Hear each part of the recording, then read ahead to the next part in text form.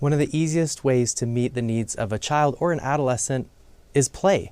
And play covers all of those needs for safety, connection, and confidence. And I think some parents, not even all, do a good job of playing with their younger kids. There's a lot of games that build connection and confidence that allow you to really see one another or create safety for kids to explore or to try new things or to be creative. But let's not give up when they're adolescents, because I think a lot of parents don't know how to connect or don't know how to talk to their adolescents. And they're still in between that age. You know, as adults, the way that we communicate is we talk. That's what we do. We sit down and we say, how did your day go? Kids don't talk. Their language is play. And teenagers are still kind of in between that. And so we can't always think that we can sit down and talk and ask the questions and say, how are things going? And have these really meaningful conversations.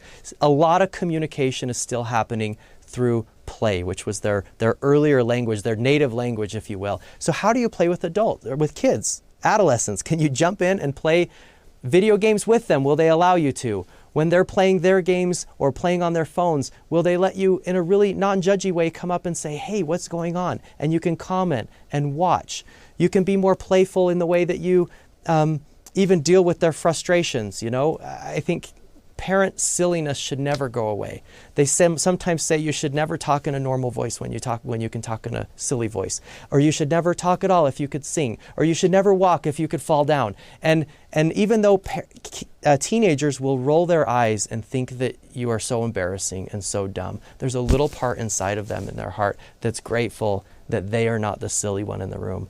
They will feel more comfortable seeing that you have a sense of humor. Their whole life feels so serious and they're so anxious and so stressed, and they will feel less that way in the moment when you can lose your dignity to find your child, when you can be a little silly to try to connect. Sometimes with teenagers, I'll say something like, hey, when you're done with that gum you're chewing, maybe I could chew it for a while just to feel closer to you.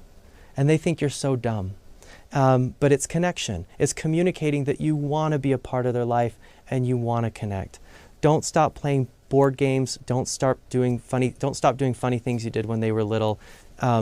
Continue to be playful, because their life feels so serious and those relationships can get so tense. Have a sense of humor. Be creative. Be playful to meet their needs.